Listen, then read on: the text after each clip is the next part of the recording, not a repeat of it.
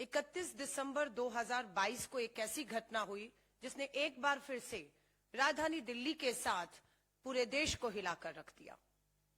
राजधानी दिल्ली के अंदर 31 दिसंबर, मुझे याद आ रहा है, दिसंबर 2012 और यह है दिसंबर 2022।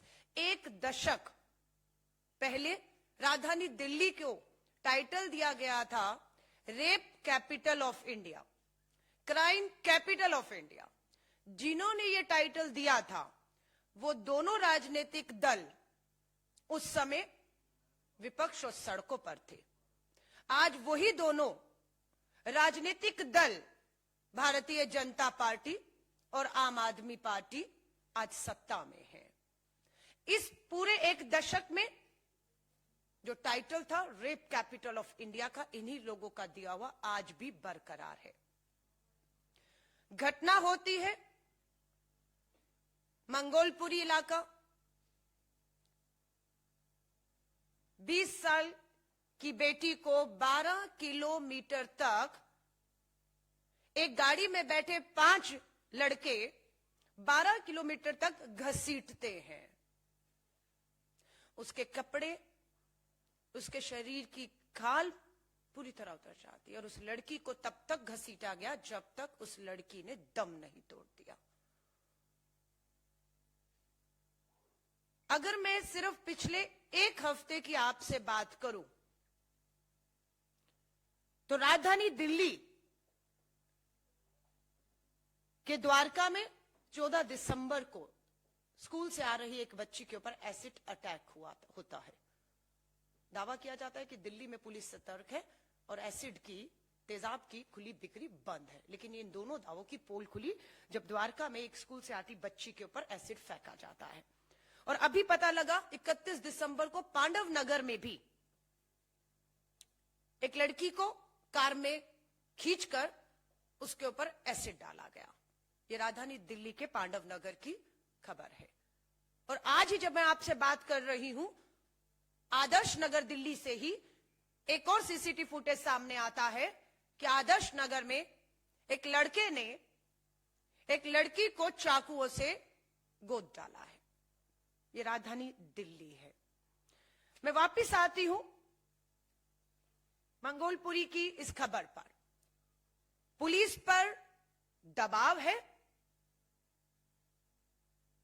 क्यों पुलिस लगातार इस मामले को कमजोर कर रही है? दिल्ली पुलिस पर दबाव क्या है वो इस पोस्टर में आपको साफ दिखेगा। क्या यह सच है या नहीं कि 5 अपराधी जिन्होंने उस अपराध को अंजाम दिया, 12 किलोमीटर तक बेटी को घसीटा, उन 5 में एक आरोपी का नाम मनोज मित्तल है। कौन है मनोज मित्तल? ये मनोज मित्तल भाजपा का मंगोलपुरी वार्ड नंबर 42 का सह संयोजक है। भाजपा के दबाव में दिल्ली पुलिस भाजपा के इस नेता को बचाने के लिए मामले को लगातार कमजोर करने की कोशिश कर रही है। ये हमारा सीधा आरोप है। एक लड़की जिसका नाम निधि है, दिल्ली पुलिस मीडिया के सामने अचानक उस लड़की को वारदात के 3 दिन के बाद लाती और बयान दिलवाती है। बयान से साफ समझ आता है कि दिल्ली पुलिस अपनी छवि को बचाने के लिए, भाजपा के नेता को बचाने के लिए, निधि को आगे करके इस तरह के बयान दिलवा रही है कि पूरी तरह से मृत पीड़िता का चरित्र हनन हो रहा है। सवाल जो अपराध हुआ उस पे नहीं, अपराधियों पर नहीं, मृतक पीड़िता पर उठाए जा रहे हैं।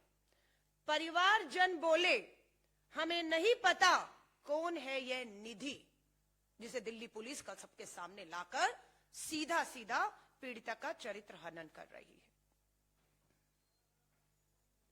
राजधानी दिल्ली लगातार शर्मसार हो रही है। कौन लोग जिम्मेदार हैं? किनकी जवाबदेही बनती है? जिनकी जिम्मेदारी निर्भया के समय 2012 में थी, किसका इस्तीफा मांगा था? दिल्ली की मुख्यमंत्री का मांगा था। तो आज 2022 दिसंबर में अगर ये वारदात होती है तो आज दिल्ली के मुख्यमंत्री को इस्तीफा देना चाहिए या नहीं, अपनी जिम्मेदारी के तहत। उस समय देश के प्रधानमंत्री डॉक्टर मनमोहन सिंह जी का इस्तीफा मांगा गया था, देश के गृह मंत्री का इस्तीफा मांगा गया था, पुलिस कमिश्नर का इस्तीफा मांगा गया था, और उस समय जो सड़कों पर थे आज वो सत्ता में है, लेकिन ना वो इस्तीफा मांग रहे हैं, ना वो दे रहे हैं। वो सिर्फ पीड़िता को बदनाम करने का, अपराधियों को, भाजपा के नेताओं को बचाने का काम कर रहे हैं। ये पहली बार नहीं हो रहा। उत्तराखंड की अंकिता भंडारी को भी मत भूलिएगा, भाजपा का नेता शामिल था, इसलिए अंकिता भंडारी के मामले में को दबाने की, भाजपा के नेता को, उसके रिजॉर्ट में हुई इस जघन्य अपराध को ढकने की भाजपा ने कोशिश की। आज भाजपा मात्र इसलिए खामोश है क्योंकि उनका नेता इसमें शामिल है। दिल्ली पुलिस मात्र अपनी छवि को बचाने के लिए, क्योंकि 12 किलोमीटर तक जब बेटी को गाड़ी के नीचे घसीटा जा रहा था, तब दिल्ली पुलिस की दावा है हर 2 किलोमीटर पे पीसीआर वैन खड़ी थी, लेकिन एक भी पीसीआर वैन, वो जो घटना हो रही थी 12 किलोमीटर तक, किसी की नजर में नहीं आई। चश्मदीद अगर कहता है कि 20 कॉल उसने पीसीआर कॉल्स की, लेकिन जब वो वारदात हो रही थी, उसे अंजाम दिया जा रहा था, तब तक दिल्ली पुलिस का अता पता नहीं था। और वहीं हम देखते हैं कि दिल्ली पुलिस नववर्ष की जो तैयारियां चल रही थी, उसको लेकर अपनी मुस्तैदी, सतर्कता और कार्रवाई को लेकर अपने दावे पेश कर रही थी। लेकिन इस घटना ने पूरी तरह से केंद्र सरकार, दिल्ली पुलिस, दिल्ली सरकार, दिल्ली के मुख्यमंत्री और एलजी साहब, जो मात्र केंद्र के हाथों की एक कठपुतली है, उनके आदेशों का मात्र पालन करने के लिए एलजी बैठे हैं। उसके अलावा हमें नहीं लगता दिल्ली की इसी तरह की किसी भी घटना से उनका कोई लेन देन है। कहीं चाकुओं से गोदा जा रहा है, कहीं एसिड से जो है हमला किया जा रहा है, और कहीं हमारी बेटियों को गाड़ियों के नीचे रौंद के उन्हें उनके दम तोड़ने तक उनको जो है खींचा जाता है। और दिल्ली पुलिस, भाजपा पूरी तरह से चरित्रहीन। हमारा यह मानना है, भारतीय राष्ट्रीय कांग्रेस का, पहले राकेश अस्थाना जी गुजरात काडर से रहे, दिल्ली से वाकिफ नहीं थे, उन्हें कमिश्नर बनाया गया, जिसका खामियाजा किसी और को नहीं, दिल्ली को भुगतना पड़ता है। उसके बाद संजय अरोड़ा जी दिल्ली काडर से नहीं, तमिलनाडु काडर से आते हैं, दिल्ली के चप्पे चप्पे से वो भी वाकिफ नहीं है। दिल्ली को एक ऐसा पुलिस कमिश्नर या अधिकारी चाहिए जो दिल्ली के चप्पे चप्पे को, दिल्ली की नस को, एक एक अपराधी को, उसकी अपराधी प्रवृत्ति को ठीक से जानता हो, और उस पर एक पूरी तरह से कार्रवाई करने का एक पूरा प्लान बनाकर उसको, हमारी जो राजधानी दिल्ली है, उसे क्राइम मुक्त कर सके। लेकिन दुख की बात है कि ऐसा होता हुआ दिख नहीं रहा। 31 दिसंबर 2022 की यह घटना, और आज मैं आपसे 4 जनवरी 2023 में बात कर रही हूं। 4 दिन बीत जाने के बावजूद भी परिवार से शुरू में, मीडिया से सीधे बात नहीं करने दी गई। हमारी भारतीय राष्ट्रीय महिला कांग्रेस की राष्ट्रीय अध्यक्ष और महिला हमारी जो नेता हैं, जाकर परिवार से उन्होंने भी मिलने की कोशिश की, बिल्कुल भी परिवार से नहीं मिलने दिया गया। सच्चाई क्या है वो नहीं आने दी गई सामने। और पुलिस के अधिकारी जो डीसीपी वहां के रहे, उनके बयान घटना के कुछ घंटों के बाद क्लीन चिट देते हुए दिखे अपराधियों को, बिना अपराधियों के पकड़ में आए, बिना उनकी जांच हुए मेडिकल, ये कह दिया गया कि वो नशे में थे ही नहीं। बिना बेटी के पोस्टमार्टम की रिपोर्ट आए बिना पुलिस ने क्लीन चिट दे दी कि बेटी के साथ किसी तरह का कोई अपराध हुआ ही नहीं। लेकिन परिवार को लगातार लगता रहा कि बेटी के साथ कुछ अपराध हुआ है, इसकी जांच होनी चाहिए, निष्पक्षता से होनी चाहिए। सवालिया निशान एक बार फिर खड़ा होता है दिल्ली की पुलिस की साख पर, उनके दावों पर, जिसकी पोल एक के बाद एक अपराध जो है वो खोल रहा है। और देश के गृह मंत्रालय से मैं कहना चाहूंगी, देश के गृह मंत्री से मैं कहना चाहूंगी, लाल किले की प्राचीर से बेटी बचाओ का नारा देने वाले हमारे प्रधानमंत्री जी से कहना चाहूंगी, एक दशक कम नहीं होता है। निर्भया का मामला सड़कों पर उठाकर, इस्तीफे मांगकर आप सत्ता में आए हैं, और आज एक दशक के बाद हालात बेहतर नहीं बदतर हो रहे हैं। बेटियां पूरी तरह से राजधानी दिल्ली में असुरक्षित हैं, अपराधियों के हौसले बुलंद हैं। पुलिस या सत्ताधारी नेता पूरी तरह से अपराधियों को बचाने के लिए खड़े हुए राजधानी दिल्ली हो या देश के कोनों तक में दिख रहे हैं। हम ये मांग करते हैं कि पीड़िता के परिवार को पूरी तरह से, जिस तरह की भी उनकी मांग हो, उनकी मांगों को मानते हुए इस जांच को तुरंत पूरी तरह से निष्पक्षता से, बिना किसी दबाव के पूरा करके अपराधियों को फास्ट ट्रैक कोर्ट के तहत मात्र 3 महीने के अंदर अगर आपकी नियत है, सीसीटीवी फुटेज है, पोस्टमार्टम रिपोर्ट है, अपराधी आरोपियों की मेडिकल रिपोर्ट है, गवाह आपके पास चश्मदीद सब है, सब कुछ होने के बाद मुझे नहीं लगता अब समय लगना चाहिए, एक उदाहरण बनना चाहिए इस मामले को और फास्ट ट्रैक कोर्ट में सुनवाई करके 3 महीने के अंदर इस सुनवाई को पूरा करते हुए अपराधियों को, आरोपियों को दोषी साबित होते ही कानून के तहत सख्त से सख्त सजा दी जाए, ये भारतीय राष्ट्रीय कांग्रेस मांग करती है। और भारतीय राष्ट्रीय कांग्रेस पूरी तरह से पीड़िता के परिवार के साथ खड़ी है और हम उन्हें विश्वास दिलाते हैं कि दिल्ली पुलिस अपनी छवि को बचाने के लिए या भाजपा के नेता को बचाने के लिए धन, बल, सत्ता का जितना मर्जी इस्तेमाल कर ले, पीड़ित परिवार अगर हमें सुन रहा है तो हम उन्हें भरोसा दिलाना चाहते हैं कि भारतीय राष्ट्रीय कांग्रेस एक एक दोषी को, आरोपी को सजा मिल जाने तक, पीड़िता और उसके परिवार को न्याय मिल जाने तक पूरी ताकत के साथ खड़ी है और खड़ी रहेगी। धन्यवाद। आप पत्रकार साथियों को कोई इस पर सवाल हो?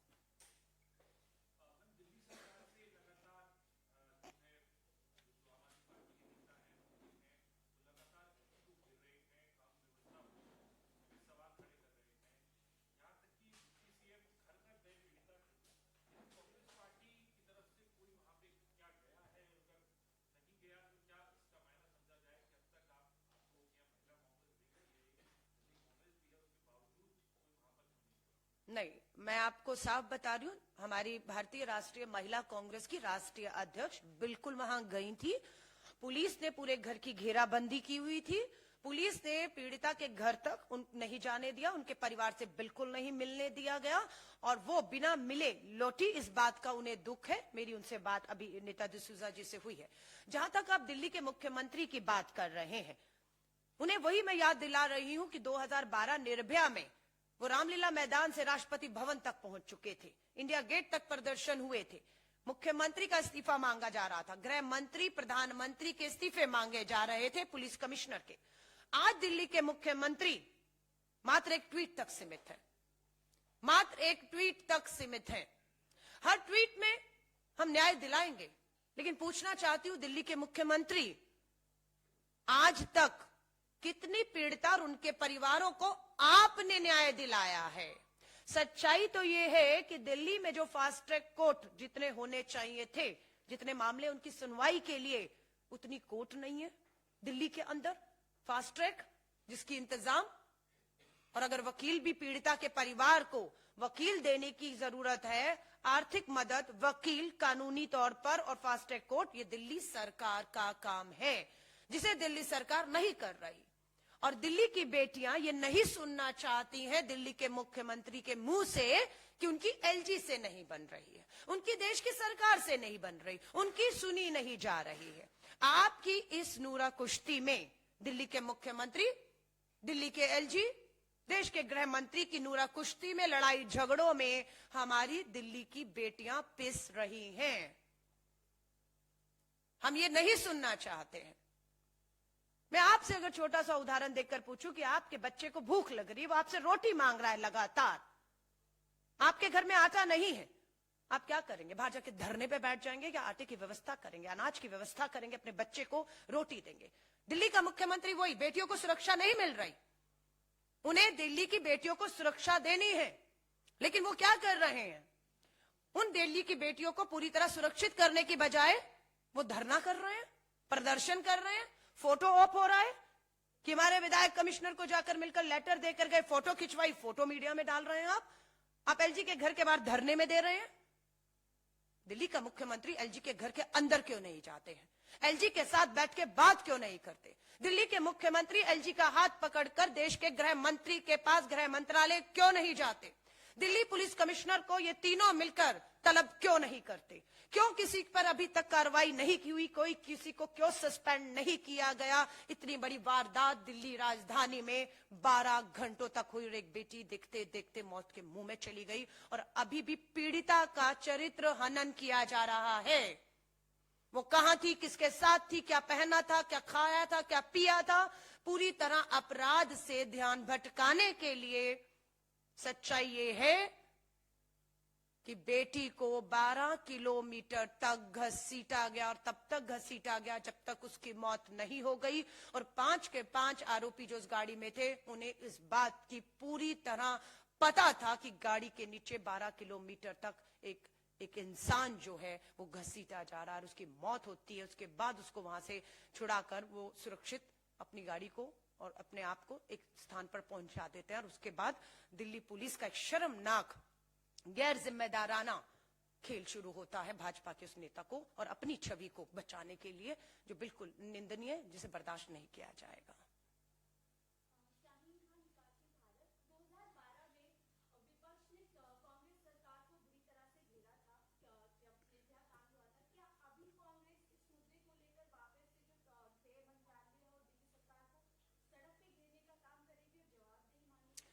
देखिए, उन्होंने हमें घेरा था इसलिए हम उन्हें घेरेंगे, ऐसा बिल्कुल भी नहीं है। अपराध उस समय भी हुआ, सड़कों पर विपक्ष ने निकलकर उस समय भी अपना धर्म निभाया था और सत्ता में बैठी कांग्रेस ने अपना धर्म निभाया था। निर्भया को अच्छे से अच्छा इलाज मिले, विदेश भेजकर उसका इलाज करा के उसकी जान को बचाने की अंतिम तक कोशिश की गई। पीड़िता के परिवार को बड़े से बड़ी कानूनी मदद, आर्थिक मदद दी गई, उनका हौसला बढ़ाया गया। श्रीमती सोनिया गांधी जी, प्रधानमंत्री, गृह मंत्री, मुख्यमंत्री शीला दीक्षित जी पीड़िता के परिवार के साथ खड़े थी। आज कोई दिख रहा है आपको खड़े हुए? अपराधियों के साथ खड़े दिख रहे हैं, पीड़िता का चरित्र हनन करते हुए दिख रहे हैं। हम इसलिए नहीं इस लड़ाई को लड़ रहे कि वो हमारी सरकार के समय खड़े थे, हम भी खड़े होंगे। नहीं, वो नहीं भी खड़े हुए होते तब भी ये मामला राजधानी दिल्ली का है, राजधानी दिल्ली की बेटियों का है, जहां पर देश चल रहा है, सरकारें बैठी हैं, प्रधानमंत्री, गृह मंत्री, पूरा देश यहां से चल रहा है। और यहां पर अगर बेटियां सुरक्षित नहीं है, एक दशक के बाद भी, निर्भया के बाद भी, तो ये गंभीर चिंता का विषय है, चिंतित होना होगा। सबसे बड़ी बात है, देश की महिला बाल विकास मंत्री का महिलाओं की सुरक्षा से कोई लेन देन नहीं है। उनको सिर्फ श्री राहुल गांधी जी पर हमला करने का विभाग सौंपा गया, उनका काम सिर्फ वही है। और दिल्ली की अगर मैं बात करूं, दुर्भाग्य है 8 महिला विधायक होने के बावजूद भी, सक्षम महिला विधायक हैं, एक भी महिला मंत्री, महिला बाल विभाग मंत्री भी एक पुरुष के अधीन चलाना अरविंद केजरीवाल जी की क्या मजबूरी है, मैं नहीं समझ पा रही हूं। सो ये दोनों की गंभीरता दिखाता है कि महिलाओं को लेकर, उनकी सुरक्षा को लेकर दोनों सरकारें, भाजपा और आम आदमी पार्टी, कितनी गंभीर है, यहीं से दिखता है।